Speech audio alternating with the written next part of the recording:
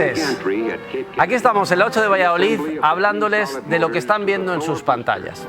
Hablándoles de un tiempo en el que las personas se dedicaban más a mirar al cielo que mirar hacia abajo a sus móviles. Un tiempo en el que había muchas esperanzas puestas y que se hizo esperar hasta el 20 de julio de 1969, en el que, tal día como el próximo sábado, se cumplen 50 años. Si fuera un matrimonio estaríamos hablando de las bodas de oro, pero estamos hablando de un acontecimiento histórico que, por supuesto, a nivel mundial va a tener reconocimiento en diferentes medios de comunicación, prensa, radio, televisión y, por supuesto, nosotros hoy en nuestro programa le queremos dedicar este programa.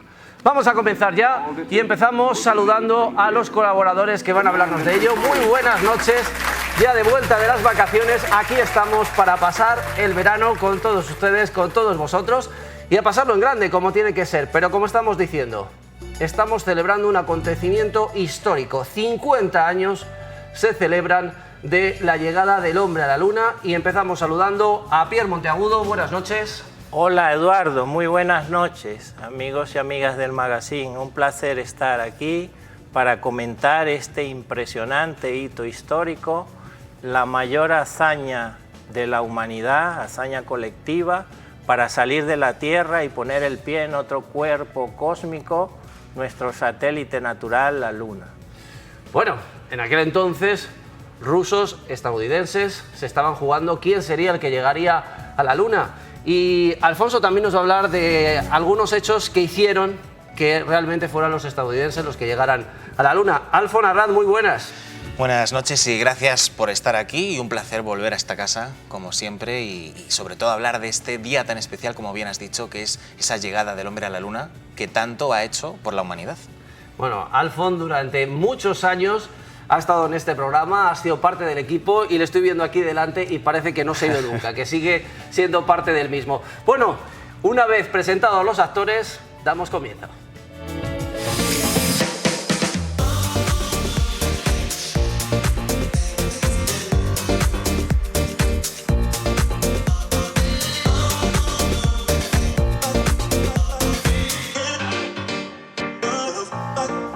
Bueno, Pierre, tenemos aquí en la mesa varios elementos, ¿verdad?, en los que vamos a poder, con los que vamos a poder explicar exactamente cómo fue esa llegada del hombre a la Luna. ¿Qué hemos puesto encima de la mesa? Bueno, aquí tenemos la maqueta a escala 1:100 de lo que en su día fue el cohete Saturno V que impulsó las misiones tripuladas a la Luna. Era un cohete mastodóntico. El original tenía 111 metros de altura.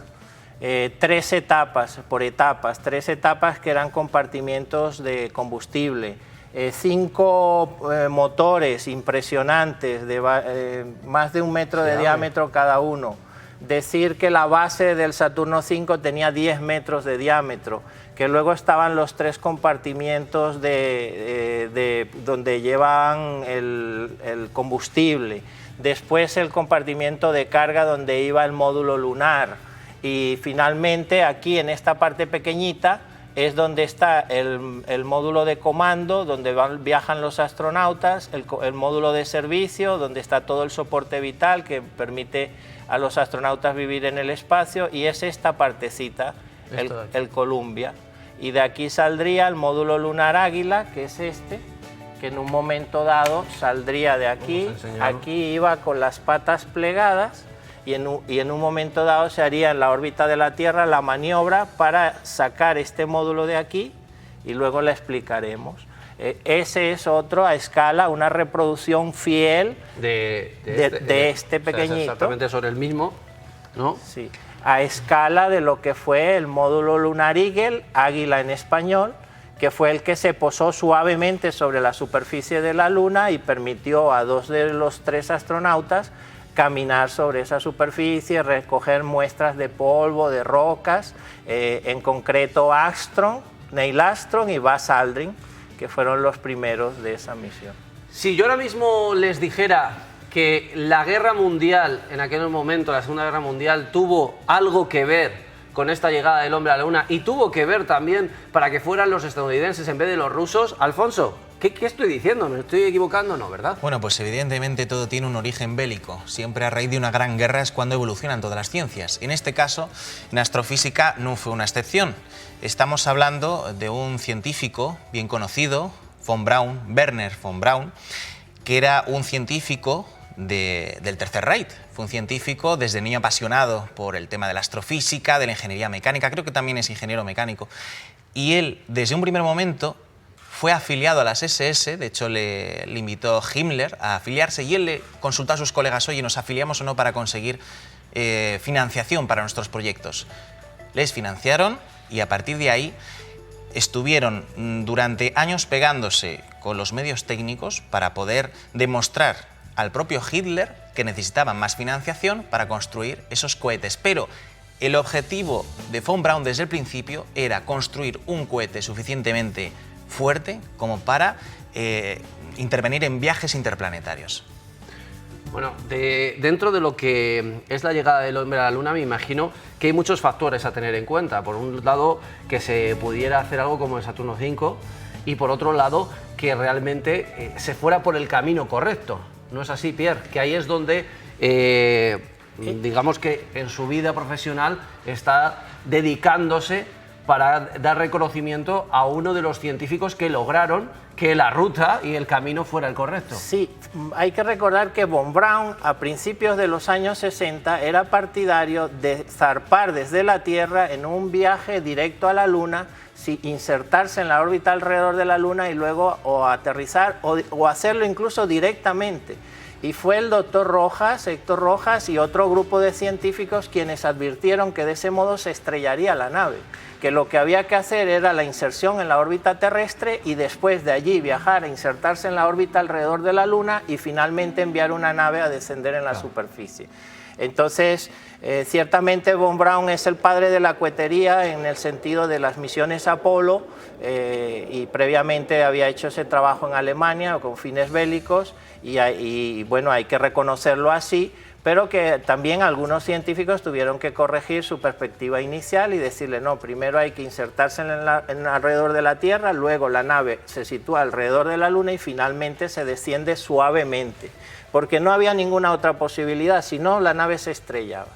Bueno, en este punto sí que querríamos poner en órbita a otro protagonista, otra protagonista, que realmente no fue intencionada, o sea, no fue intencionado por su parte, evidentemente. Estamos hablando de Laika. Laika marca un antes y un después, o un punto de inflexión en la llegada del hombre a la Luna.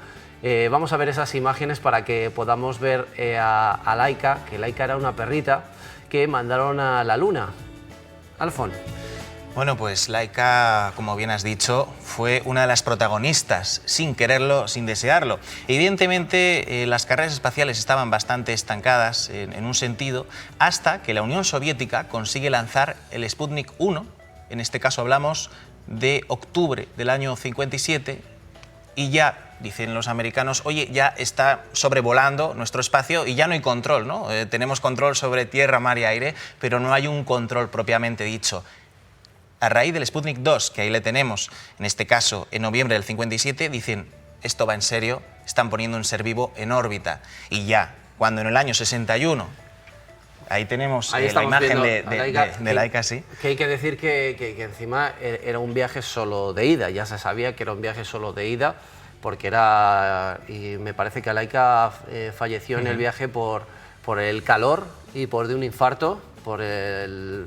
Bueno, me imagino por el miedo que pasó. Claro, por el miedo. También. Imagino, claro. La cápsula no estaba preparada para esas temperaturas, ni mucho menos. Y para esos ruidos o para esos golpes, ¿no? Me imagino que todo tendría que La vibración es intensa, la fuerza G, la fuerza de gravedad es poderosa.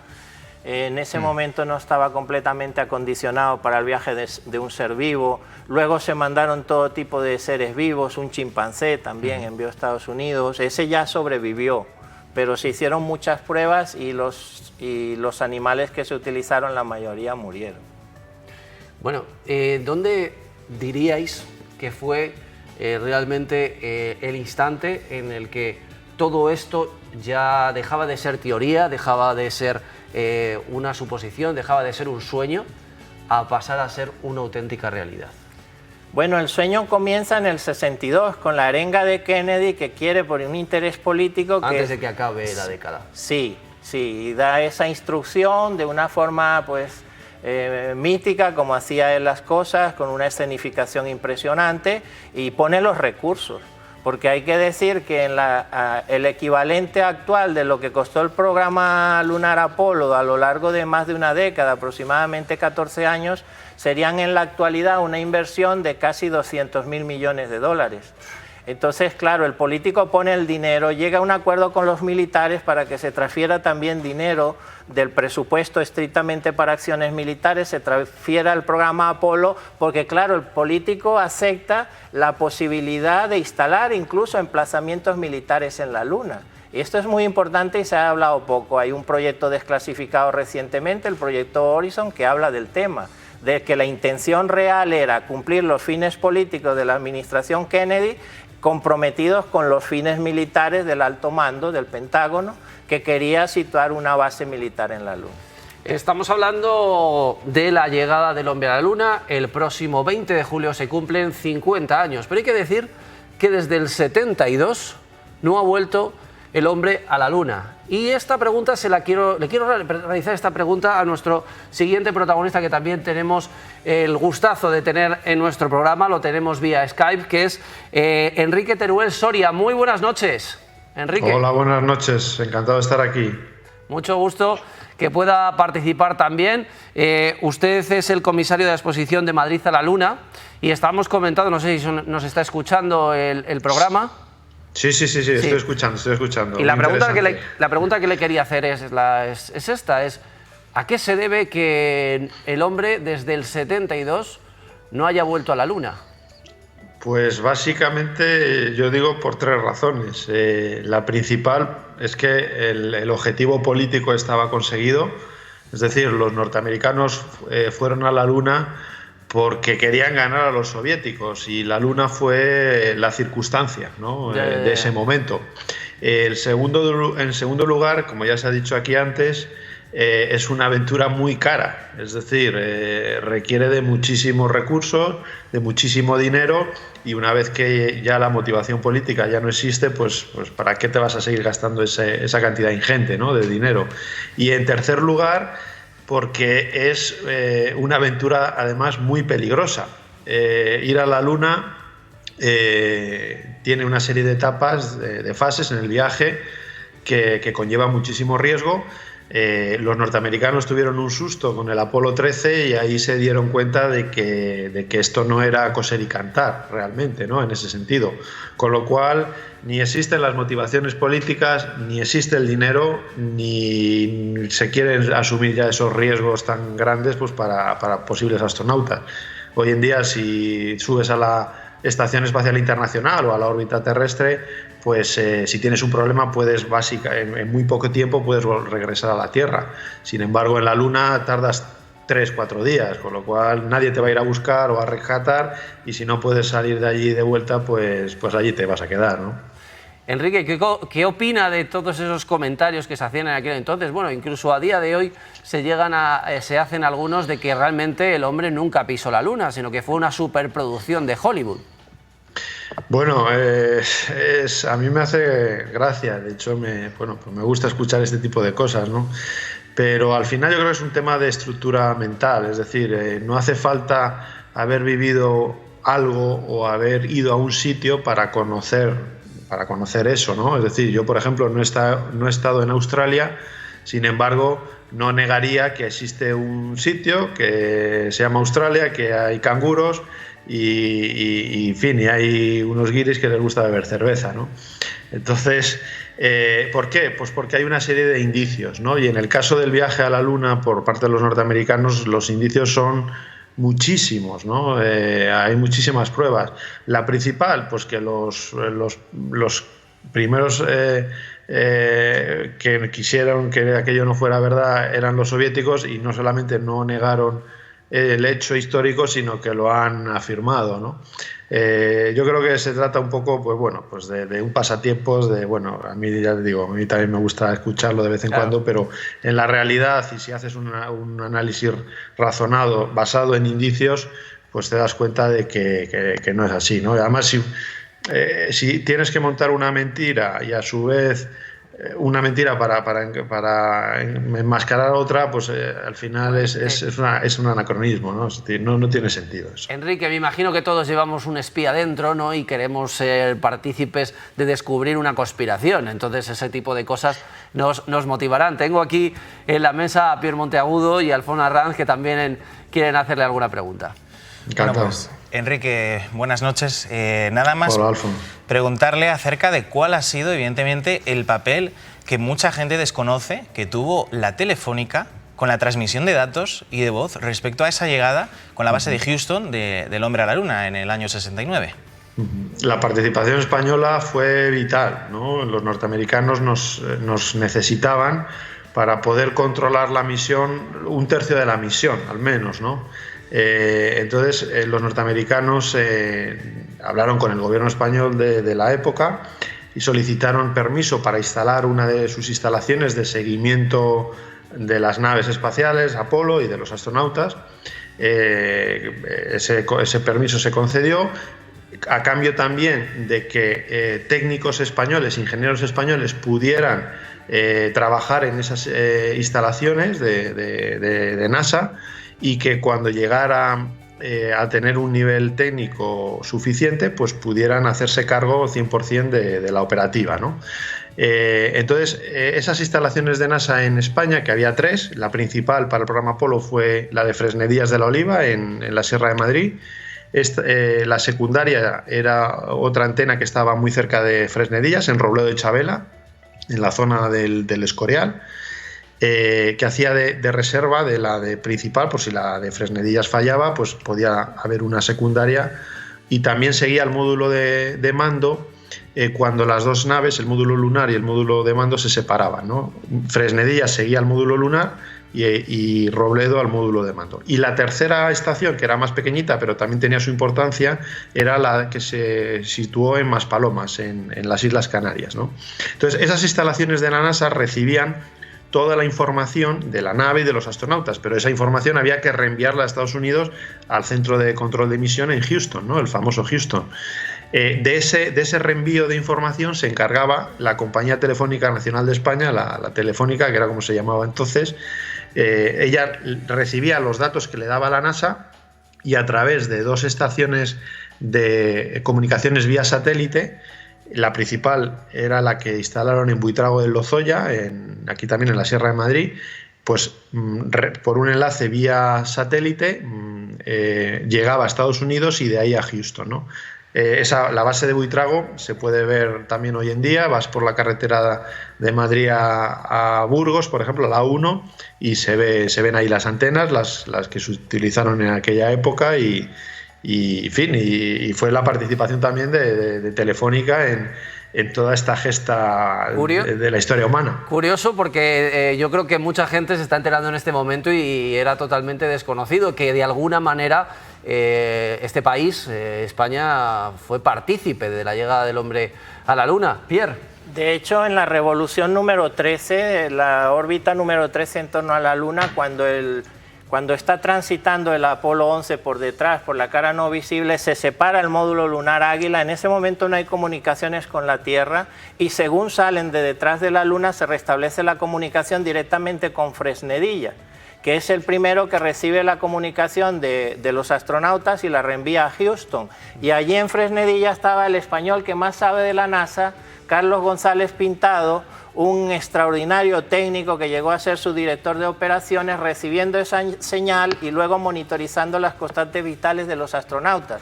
Por eso hay que reivindicar que España jugó un papel preponderante, relevante y fundamental, y que allí estaba un hombre con el que he mantenido contacto muy estrecho en los últimos años, Carlos González, monitorizando todas esas comunicaciones. Enrique, muchísimas gracias por haber participado en nuestro programa, por habernos hecho partícipes de estos conocimientos que de alguna manera desconocíamos. Y también le pregunto, estamos ahora mismo en el 50 aniversario, me imagino que usted como comisario aprovechará este momento en nuestro programa para invitarnos a todos a Madrid y de Madrid a la Luna, ¿no?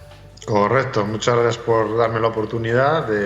Efectivamente, soy el comisario de la exposición de Madrid a la Luna, que se puede visitar en el edificio de Gran Vía de Madrid, en la segunda planta. Sí. Ahí hay un espacio donde contamos toda esta historia con un poquito más de detalle, hay fotografías, está por ejemplo el documento original que firmó NASA y Telefónica, el contrato original, en fin, hay una serie de documentos históricos y maquetas, en fin, que explican toda esta aventura y esta participación.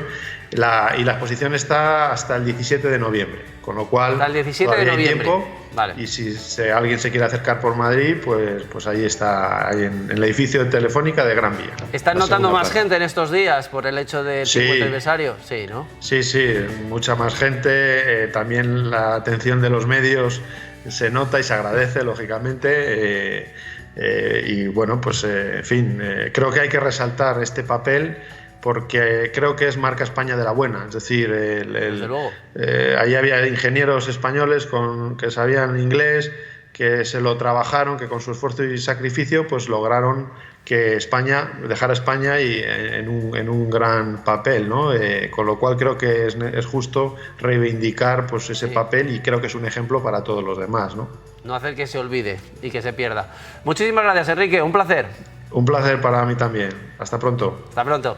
Muy bien, vamos a continuar hablando, como estábamos diciendo, de este hecho histórico de la llegada del hombre a la Luna. Acabamos de conocer esa participación española, pero también Pierre Monteagudo, como he dicho a lo largo del programa, ha hecho un gran esfuerzo, porque un compatriota suyo, reivindicar la labor que tuvo, porque de alguna manera estaba en el ostracismo, ¿verdad? Y gracias a esta labor que usted ha hecho, Pierre, se ha conseguido que incluso la NASA ponga de manifiesto que Rojas tuvo un papel importante. Recordar ahora que desde el 20 de febrero de este mismo año los 3 primeros estudios de Héctor Rojas sobre características de la Luna han sido dados de alta en el servidor de información técnico y científica de la NASA. Pues esto en sí mismo ya es un hito histórico porque es el mejor reconocimiento que podría hacer la NASA acerca del trabajo estelar de Héctor Rojas para la llegada del ser humano a la Luna, era poner allí, porque también es obligación por imperativo legal de la Ley de Transparencia de la NASA, que los informes patrocinados o financiados por ellos estén allí.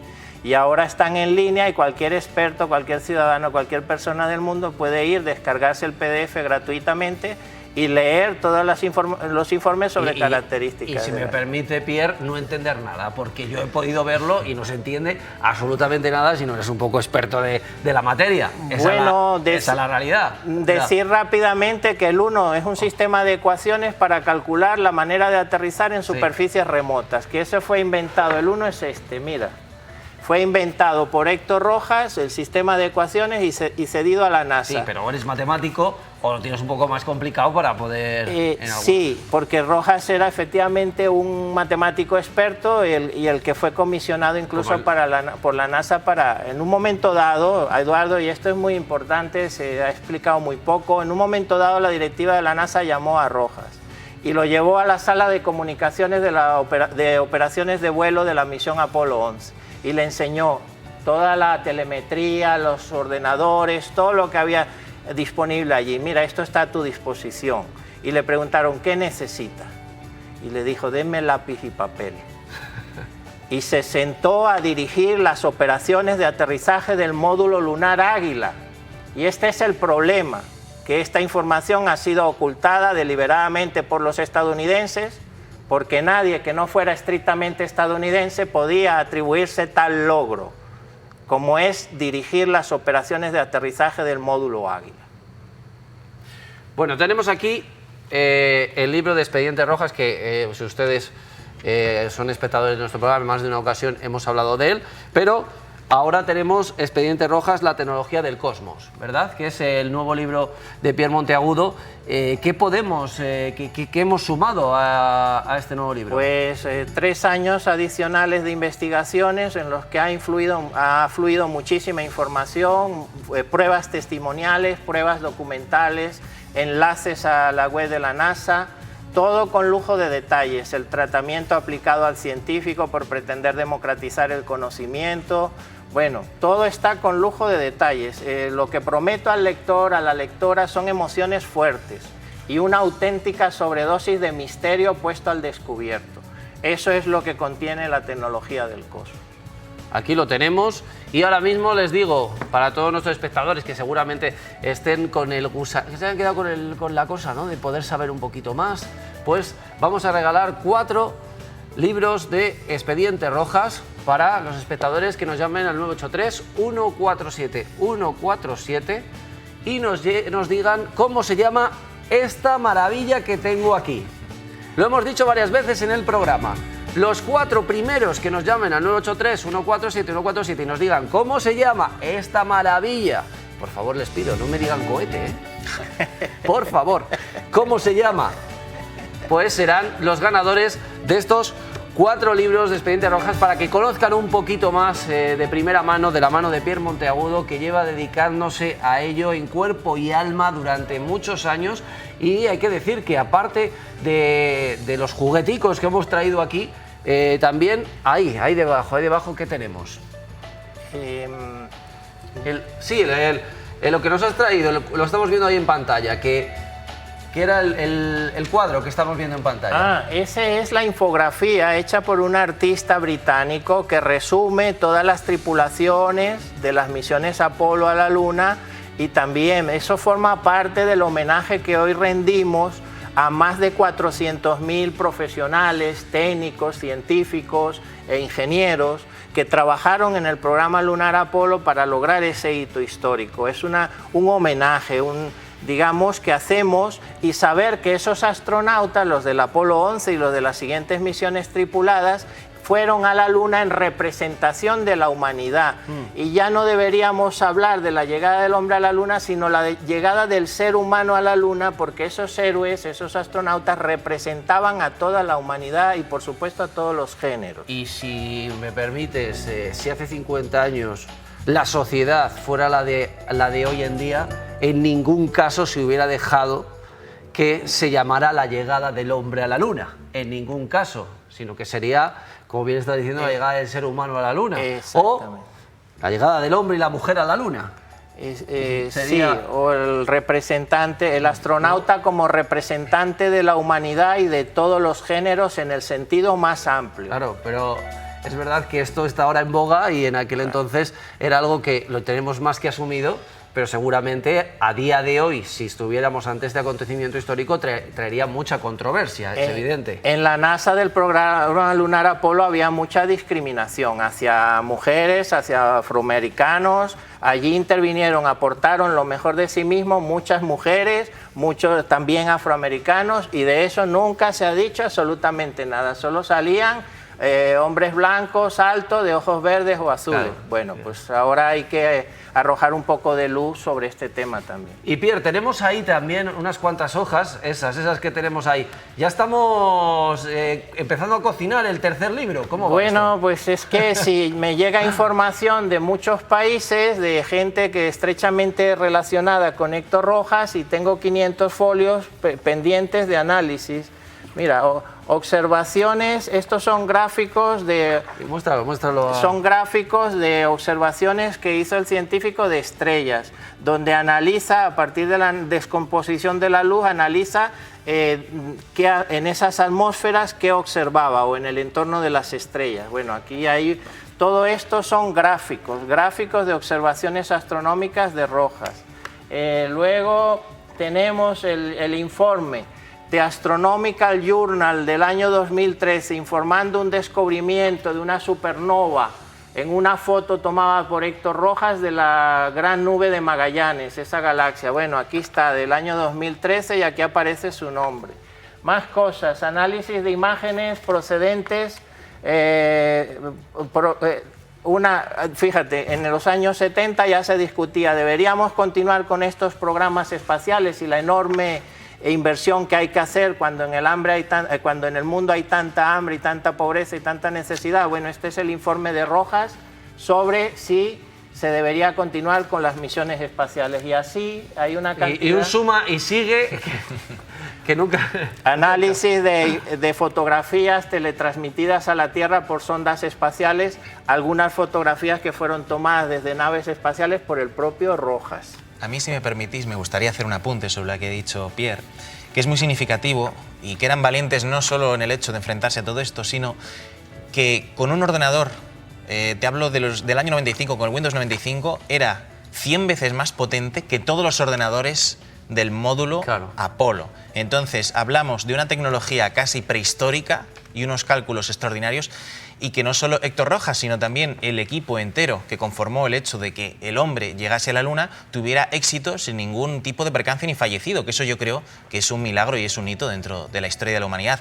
Y a colación a lo que has dicho antes, hasta con el propio von Braun, a la hora de, una vez cumplido el objetivo, porque en cuanto llega Yuri Gagarin y se pone en órbita con la Unión Soviética en el 61, es cuando a Kennedy le entra la prisa, da una rueda de prensa al mes siguiente y dice: señores, hay que poner el pie en la Luna cuando acabe la década. Y justo en esa situación, pues el tema está en que tienen que hacer los cálculos, y una vez que han llegado, llegan a la Luna y se acabó. Estamos hablando que desde diciembre del 72, como bien has dicho antes, no hemos vuelto a la Luna. Consiguen el objetivo político y von Braun, como se convierte en una persona pública, empiezan a rascar de su pasado, se le echa el pasado encima y, como ya ha cumplido el objetivo, se convierte en carne de cañón de lo que ha sido.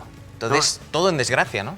Y aquí es una muestra también, la llegada del ser humano a la Luna es una muestra de esa competitividad que tiene el ser humano en sí misma y que hace, y es una muestra de que cuando estamos en esta competencia podemos hacer auténticas barbaridades, auténticas locuras y cosas que a lo mejor son inimaginables, porque una vez ya se ha llegado, ya lo hemos conseguido, ya se acabó. No tenía un objetivo real más allá que el que demostrar que nosotros, estadounidenses o rusos, podíamos conseguirlo.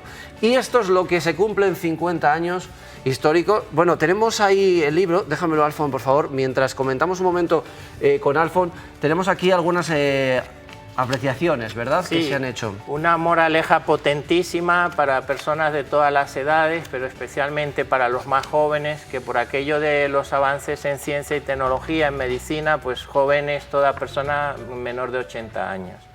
Entonces el libro contiene una moraleja potentísima para invitar, sobre la base de las experiencias del protagonista, de Héctor Rafael, invitar a la cultura del esfuerzo para lograr objetivos y metas en la vida.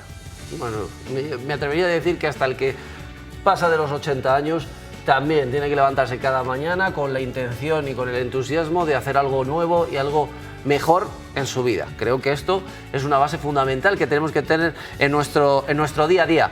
Alfon, hay que decir, por ejemplo, Alfon, un ejemplo claro de alguien que se va superando cada vez más. Ahí le tenemos en la redacción de Cuarto Milenio, así es. Así es. Y cuéntanos, porque si ahora mismo algún espectador puede ponerse en contacto contigo, seguramente te venga muy bien. Cuéntanos este... Claro que sí. Bueno, pues ahí estamos en Cuarto Milenio, una temporada más, vamos a por la temporada número 15.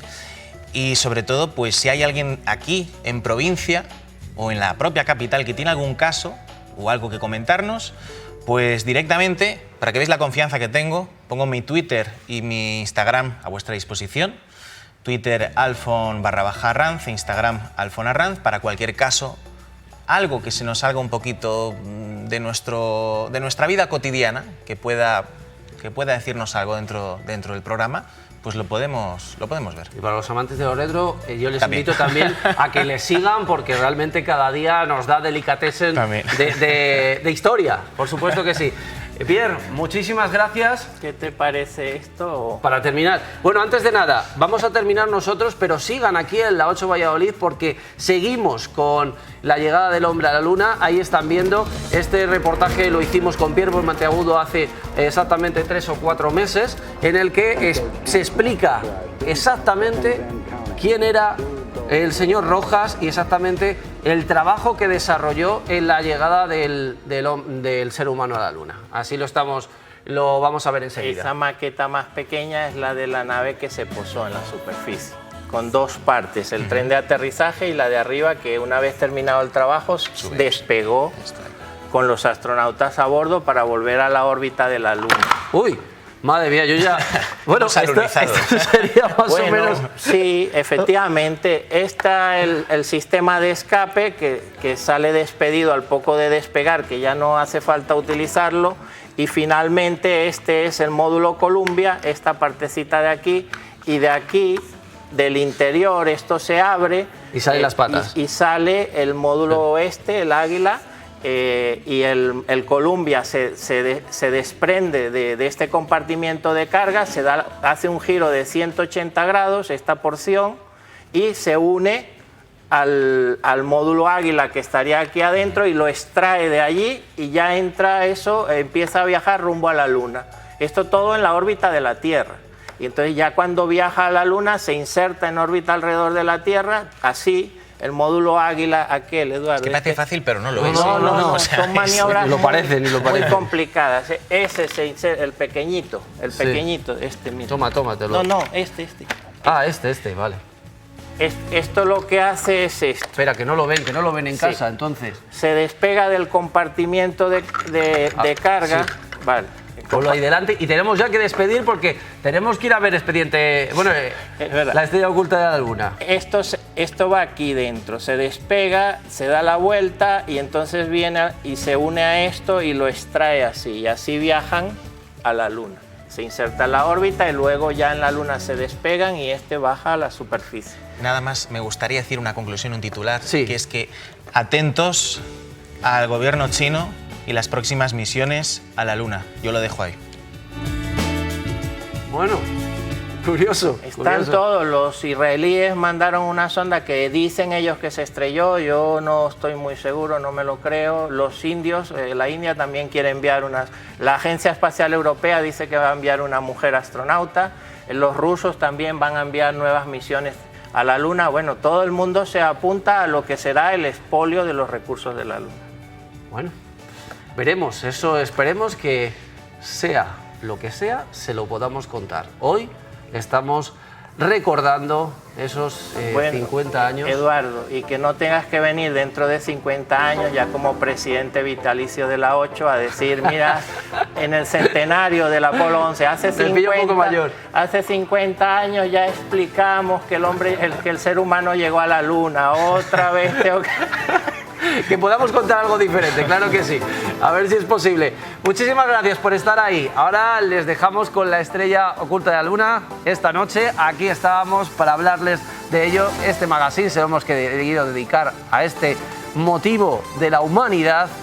Y muchísimas gracias, Pierre Monteagudo, por la colaboración. Gracias. Muchísimas gracias, Alfonso Arranz, gracias a ti, por haber estado también en nuestro programa. Y despedimos como tenemos que despedir, aquí, con el pequeño Lego, ahí.